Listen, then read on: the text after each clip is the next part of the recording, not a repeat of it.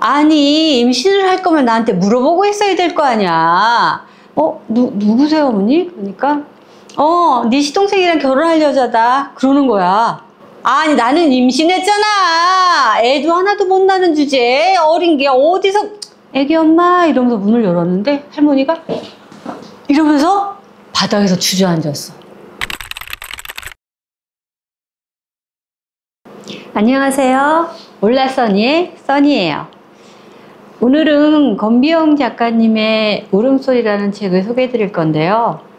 이 책에 귀주라는 여주인공이 나와요. 이 여주인공은 간호사거든요. 무남동녀 외딸인데 엄마가 혼자서 이 귀주 딸을 키운 거예요. 정말 안 해본 일이 없어. 그 엄마의 정말 기대주였고, 또 엄마의 영광이고, 엄마의 희망이고, 엄마의 모든 것이었던 딸이죠. 엄마의 그런 기대에 힘입어서 부담스럽기도 하고 힘들게 열심히 공부해서 간호학과를 나와서 간호사가 됐어요. 엄마는 정말 고생 많이 하면서 이 딸을 하나를 키운 거거든요. 그리고는 기주가 간호사 생활을 하다가 연애도 잘 안 했어. 친구들은 하나씩 결혼을 하고 그리고 또 아이도 낳고 가정을 갖게 되는데 기주는 별로 연애도 하지 않고 살아가는 사람도 있지 않았어요. 약간 신데렐라 꿈을 좀 꾸기도 했어. 그럼 그 결혼한 친구들의 얘기를 해. 야, 신데렐라 없어. 신데렐라는 동화 속 이야기야. 그러면서 그 친구들이 결혼해봤자 여자들만 힘들어. 거기다가 애라도 하나 낳아봐라. 야, 그거 진짜 힘들다. 그거 네가 꾸는 그런 꿈처럼 핑크빛이 아니야. 이러면서 친구들은 얘기해요. 지네들은 사랑해봤으니까 저런 말을 하지. 그러면서 자기가 꿈꾸던 거를 애써 내려놓을 수가 없는 거야. 나도 그렇게 생각하거든요. 신데렐라 없어. 그리고 신데렐라가 있잖아? 신데렐라 되고 나면 그거 오랫동안 오래오래 행복하게 살지 못해요. 그 얼마나 시집살이 했겠어, 신데렐라가. 왕자의 와이프가 돼가지고 그 기대를 한 몸에 받고, 아유 쟤네 왕족 신분 아니라고 얼마나 그냥 여기저기서 구박을 해대겠어요. 그러니까 신데렐라 없어. 멋있는 집으로 가도 신데렐라는 없고 평범한 집으로 가도 신데렐라는 없어. 이 기주는 그렇지만 그 꿈을 버릴 수가 없었어요. 그러고 있다가 어느 날 입원 환자인 남자가 왔는데 다리를 다쳐서 온 거야. 외과에 있었거든요. 그래서 뭐 열심히 간호해주고 해주는데 그 남자가 백의의 천사, 정말 나이팅게일이네요. 자꾸 그렇게 얘기를 하는 거야. 그냥 피죽 웃고 말았어. 근데 계속 이렇게 하는데 그 남자가 계속 따뜻한 눈길로 바라보니까 힘들었잖아. 엄마의 기대는 너무 버겁기만 했었고, 그리고 무남동녀이다 보니까 외로웠었고, 사랑도 해본 적이 없는데 그 따뜻한 눈길 하나에 그만 몸이 살살 녹는 것 같았던 거지. 이 남자인가? 결국은 결혼을 해요. 결혼을 했는데 생각보다 쉽지 않아. 결혼하고 3개월 딱 지나니까 남자가 나는 직장을 그만두고 사업을 한번 해봐야겠어. 나 끝내주는 아이템이 있어. 이 여자가 무슨 소리야. 안 돼 이러는데, 아니 걱정하지 마. 내 친구들하고 같이 끝내주는 아이템 가지고 사업을 하기로 했어. 이러고는 결혼한 지 3개월 만에 덜컥 사표를 던지고는 친구들하고 이 대표 왜 그런가 김 대표 이런 소꿉놀이처럼 다 사업을 구상했어요. 6개월 만에 홀랑 망해버렸지. 돈 다 잃은 거, 퇴직금 다 잃은 거는 물론이고 빚까지 졌어요. 이 여자는 또 정말 암담했어. 그래서 어떻게 해야 되나 고민하다가 결국은 다시 시작하게 해야 됐죠. 이 남자 매일매일 일도 안 하고 그냥 빈둥빈둥 거리는 거야. 이 여자는 정말 이 남자만 보면 속이 뒤집히는 것 같았어. 저 남자가 왜 이렇게 정신을 못 차릴까 막 이런 생각을 하면서, 그러다가 이제 이 여자는 그래도 간호사니까 다시 직장을 잡고 이 남자도 직장을 잡고 일을 했어요. 일을 하고, 그리고 그 열심히 정말 밤낮 없이, 간호사니까 야간 근무도 있잖아. 야간 근무도 하고 정말 너무너무 열심히 일을 했어. 자기가 신데렐라가 아니었다는 걸 뼈저리게 느끼면서 정말 열심히 일을 했어요. 신데렐라가 필요한 집은 하나도 없었어. 그저 그 집을 열심히 꾸려나갈 그런 며느리만 필요한 집만 있었던 거지. 그러다가 집을 하나 분양을 받았는데 돈이 없으니 생애 첫 주택을 전세를 줘야 됐었어요. 얼마나 속상했겠어. 그 집에 들어가서 얼마나 살고 싶었겠어. 하지만 전세를 주고 열심히 그래 2년만 참고 열심히 그 융자를 다 갚자. 남편이 막 꼬드겼거든. 야, 이거 우리 융자 갚는 2년만 우리 엄마네 집에 가서 사는 게 어때? 이 엄마가 시아버지가 돌아가시기 전에 유산으로 어머님한테 남긴 게 24평짜리 조그만 아파트 한 채가 이 집안 전체의 재산이었거든요. 그래서 결국 그 시집에 들어가 살기로 해요. 큰아들이다 보니까 그 집에서도 그 시어머니가 큰아들한테 거는 기대가 너무나 컸어요. 그래서 같이 살기 전에도 그 시어머니 생활비를 드렸어야 했거든. 그래서 그 남자가 쉴 때는 그 여자가 돈을 벌어서 대출금도 갚고 자기네도 살아야 되고 시어머니 용돈까지 드렸어야 됐거든. 이 남자도 이제는 직장을 잡았고 이 여자도 직장을 잡아서 열심히 일을 하면서 이제 시어머니네 집에 들어가서 살게 됐어요. 근데 시어머니가 큰아들이 이제 부부가 들어온다고 그러니까 흔쾌히 안방을 딱 내주신 거야. 그래가지고 그 안방에 들어가서 그렇게 살게 됐고, 그리고 시어머니랑 그냥 열심히 살았어요. 이 여자는 되게 깔끔한 여자였어. 근데 이 시집 식구들은 깔끔하지 못했거든. 나이트도 뛰어야 되고 또 일도 낮에도 해야 되고 했지만 그렇다고 집에 와서 청소를 쉴 수는 없었어. 못 참았거든. 그러니까 열심히 막 청소를 해놓고 정리하고 막 이러면 그 시어머니가 아주 흐뭇한 표정으로 그 기주를 쳐다보곤 했어요. 아이고, 며느리 잘 얻었다 이런 생각을 들었겠죠. 그런데 그 동네에 이렇게 나가보다 보면 말 많은 옆 동네 할머니가 있었어. 그 할머니는 동네 모르는 게 없는 사람이야. 그리고 낯선 여자들이 되게 많이 있었어요. 근데 그 중에서 정말 이상한 여자가 하나 있었는데 702호 여자였어. 그 여자는 항상 유모차를 끌고 다니는데 유모차를 꼭 앞에까지 다 닫아놔. 닫아놓고 그러고 끌고 다녀요. 사람들이 얘기해. 아니, 애 답답하게 왜 앞에 이렇게 그 뚜껑 있잖아. 뚜껑을 왜 다 덮어놓고 그러고 덮개까지 덮고 다녀요. 그러니까 이 여자는 우리 아이가 감기가 걸렸어요 이러면서 1년 내내 그러고 다니는 거야. 너무 이상하잖아. 여름에도. 참 이상한 여자다. 그리고 대화도 잘 안 해. 인사도 잘 안 해. 그런데 그 아래 위에 사는 사람들이 애는 얼마나 울리는지 저 여자 너무 이상해. 애 우는 소리 때문에 우리가 시끄러워져 죽겠어. 막 그런 소리를 하는 거야. 그래서 정말 이상한 여자라는 생각을 하면서 살거든. 그렇게 동네 여자들은 다 낯설고 철없는 남편은 너무 힘들고 그렇게 살고 있었어. 그렇게 살고 있다가 어느 날 이 여자가 임신을 해요. 임신을 했는데 자기야 나 임신한 것 같아 이러고 얘기하니까 너무 좋아하는 거야 남편이. 그렇지 않아도 내심 기다리고 있었는데 자기야 너무 잘됐다 막 그러는 거야. 그래서 이 여자도 너무너무 기다렸거든. 첫 아이니까. 그래서 그렇지 않아도 남편이 그렇지 않아도 내심 왜 안 들어서나 생각했어. 그러니까 이 기주 여자가 얘기하는 거야. 사실은 내가 몰래 피임을 했었어. 근데 이제는 피임 안 하고 아이를 갖고 싶어서 그래서 아이를 갖게 됐어 이러고 얘기해. 그 남편이 왜? 그랬더니 이 여자가 일해야 되잖아. 어떻게 돈을 벌어야 되는데 그래서 그랬어. 이제 아이를 가졌으니까 병원도 나중에는 그만둬야지. 그랬더니 남편이 깜짝 놀라면서 왜? 임신하면 병원 그만둬야 돼? 일하면 안 돼? 거기에 좀 서운했어요. 오히려 남편이 임신했는데 당연하지. 얼마나 힘들겠어. 일 그만둬. 이럴 줄 알았는데 임신했는데 왜 일을 꼭 그만둬야 돼? 이렇게 얘기하니까 얼마나 서운하겠어. 그러니까 말이 이쁘게 안 나가지. 그러면 배불룩 해가지고 언제까지 일을 다녀?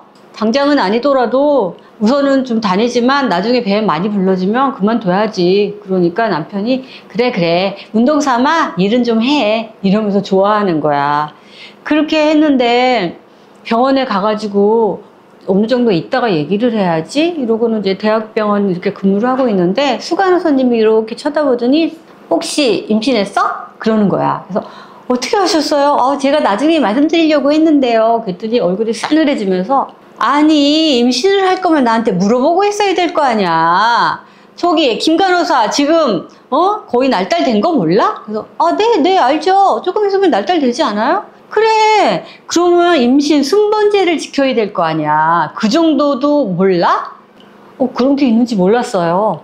여기 일하는 사람들끼리는 그 정도는 무건의 규칙이야. 임신 순번제를 지켰어야지. 아니 누가 그렇게 마음대로 임신을 하래? 물어보지도 않고. 아니 축하는 못 해줄 망정 그런 식으로 얘기를 하는 거야. 그러면서 이번엔 지워. 그래야지 이 순번제가 잘 돌아갈 수 있어. 김 간호사 애기 낳고 다시 돌아오면 그때 나서 생각해봐. 이러고 얘기하는 거야. 그러니까 얼마나 기가 막혔겠어요. 아니면 그만둬? 라고 얘기하니까 오기가 생겼어. 내가 미쳤어? 왜 그만둬? 야, 나중에 알딸돼서 그때 그만둘 거다. 왜냐하면 이 여자는 돈이 필요했거든요. 기준은 열심히 일했어. 그런데 임신했다고 봐주겠어? 그 수간호사가? 그대로 똑같이 일을 시켰죠. 밤낮으로 너무너무 일을 하다 보니까 어느 날 시뻘건 피가 막 다리 밑으로 내려왔는 거야. 그러면서 유산이 됐어. 너무 슬펐어요. 너무 속상했어. 그런데 시어머니는 솔직히 내심 좀 좋아했던 것 같아. 임신했다고 했더니 아니 그러면 돈은 누가 버냐? 이러고 얘기했었거든. 그래서 되게 서운했었거든. 그래서 할 수 없이 대학병원을 그만둬요. 그만두고는 아기 유산을 한 다음에 조금 몸조리하고는 개인병원에 산부인과에 들어가. 왜냐하면 다시 임신을 했을 때 문제가 없도록 더 이상 대학병원을 들어갈 수 없었어요. 산부인과 들어갔는데 생각보다 너무 많은 사람들이 아이를 낙태하러 오는 거야. 불법인데도 그 소중한 생명들을 낙태하는데 이 여자는 너무너무 바라는 아이인데 자기한테는 오지 않는 그 소중한 아이들을 다른 사람들은 너무 아무렇지도 않게 지워버리는 걸 보면서 너무 속상하고 화가 났어요. 그리고 정말 분노가 일었지. 그렇게 하루하루를 지내고 있었는데 하루는 시어머니가 아유 네 시동생이 웬일로 나한테 밥을 산댄다. 나 나갔다 오마 그러는 거야. 그래서 네 어머니 아유 백수건달이 웬일로 나한테 점심을 산다고 그런지 모르겠다 이러고는 나갔거든. 그러면서 아유 웬일인지 모르겠다 하면서도 시어머니가 약간 좀 기대에 벅찬 그런 모습으로 나갔어. 그리고는 한참 있다가 시어머니가 어떤 여자 하나를 데리고 들어오는 거야. 나이는 꽤 있어 보여. 자기보다 나이가 꽤 들어 보여. 그런데 이렇게 머리는 풀어서 산발이 되고 이렇게 펑퍼짐한 옷을 입고 그런 여자를 하나를 데려와. 누구세요, 어머니? 그러니까, 네 시동생이랑 결혼할 여자다. 그러는 거야. 아니, 그럼 도련님은요? 걔는 지금 일자리 알아본다고 나갔어. 그러면서 그 여자를 소파에 앉히는 거예요. 그리고는 기주한테 얘기해. 얘야, 아이고, 네 시동생이 사고를 쳤지 뭐니? 무슨 사고요? 그동안 시동생이 사고 쳐가지고 막 사비금 물어주고 이런 적이 몇 번 있었거든. 그러니까 또 가슴이 절렁 내려앉아가지고 무슨 사고요? 그랬더니 글쎄 속도 위반을 해가지고 얘한테 아유 임신을 시켰지 뭐니 그러는 거야. 그러니까 이 펑퍼짐한 옷이 임신복이었던 거야. 임신 6개월이 됐다. 시어머니가 그렇게 얘기해. 그러면서 뭐 어쩌겠니? 할 수 없지. 아유, 그래도 임신을 다 하고 너무 기특하지 않니? 막 그러는 거야. 이 여자는 속에서 막 부글부글 천불이 올라. 부들부들 막 이러고 있었어. 너무 속상했어요. 너무 속상했는데 이 시어머니가 하는 말이 근데 얘가 갈 곳이 없댄다. 어쩔 수 없어. 네 시동생 자리 잡을 때까지는 데리고 살아야 될 것 같다. 라고 얘기하는 거야. 어머니 방도 없는데 어떻게 데리고 살아요? 아이까지 낳을 텐데 뭐 방은 내가 거실에서 자면 된다. 그러면서 어머니가 너무 당당하게 얘기하는 건 어차피 이 큰아들도 어머니한테 얹혀서 하는 건 마찬가지잖아. 그러니까 너무 당당했지, 어머니는. 그러면서 어쩌겠니, 임신도 했는데. 자기 임신했을 때는 시어머니가 돈은 누가 버니 이러더니 그 시동생 여자가 임신하고 나니까 임신했다고 신주단지처럼 모시는 게 너무 열이 받았어. 그러면서 다 시켜. 응? 야, 어쩔 수 없다. 야, 밥이라도 해줘라. 막 이렇게 하면서 이 여자는 임신했다는 이유로 꼼짝도 안 하고 그러고 있는 거야. 너무 속상해가지고 밖에를 나왔어.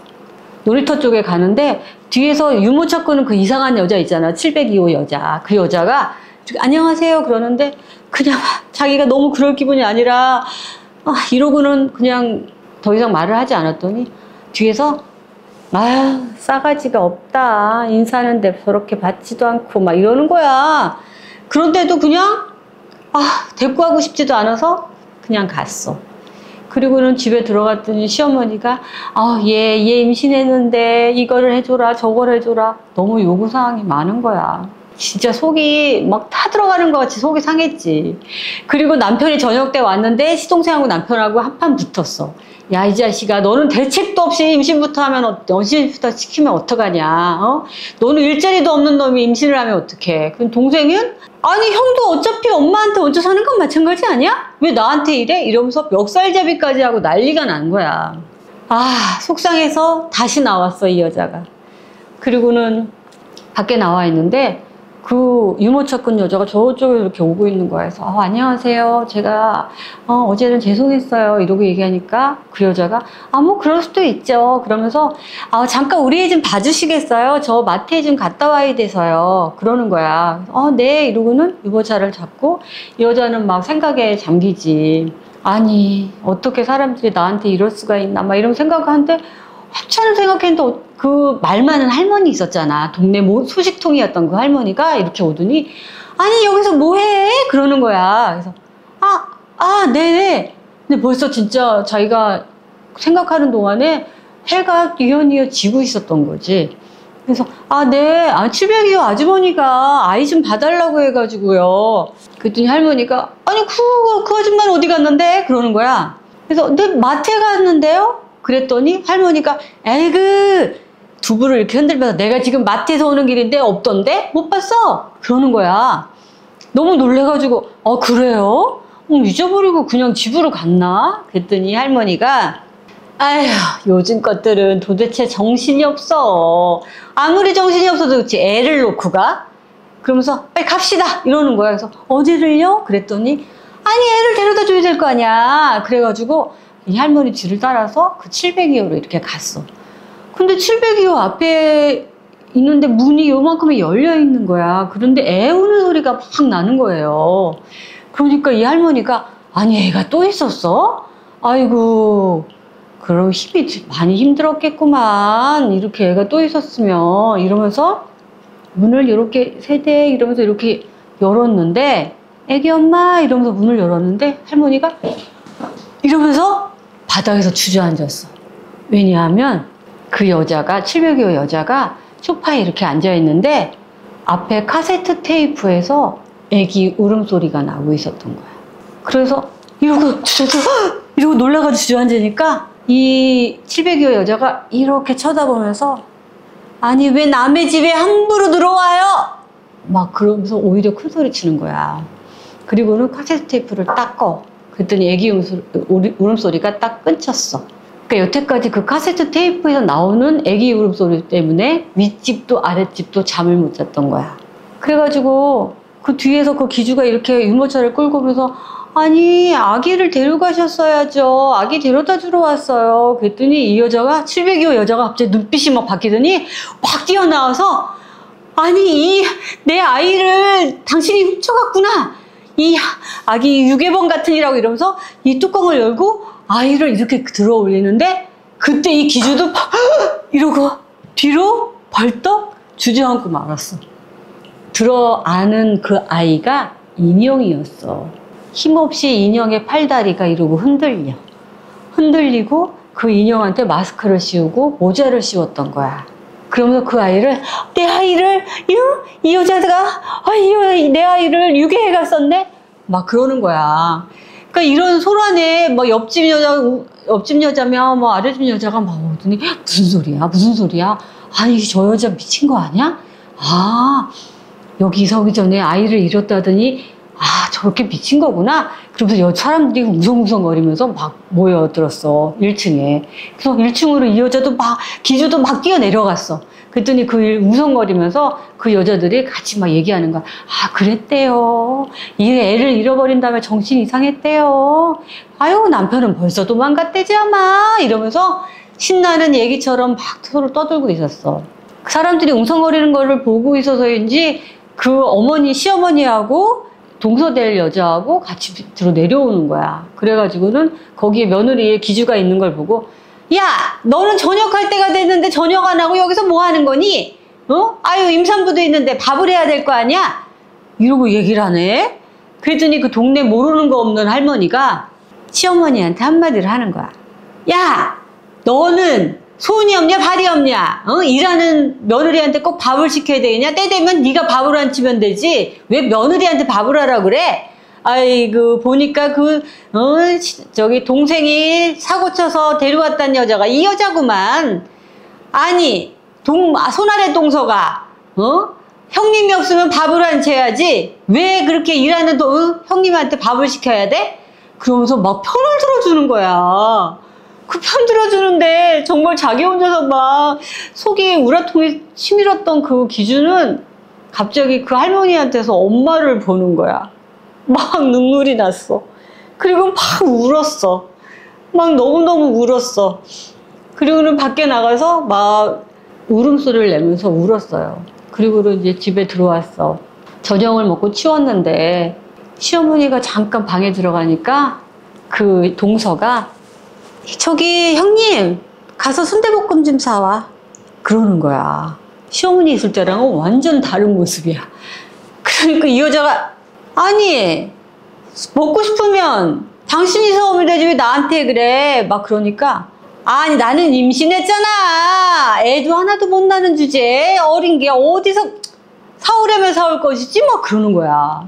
이 여자가 완전 열받아서 가뜩이나 너무 임신도 하고 싶었는데 그 소중한 아이를 자기는 돈 버느라고 잃었는데 이 여자처럼 이렇게 해주는 밥 먹고 있었으면 그 아이 잃지도 않았을 텐데 얼마나 열이 받겠어.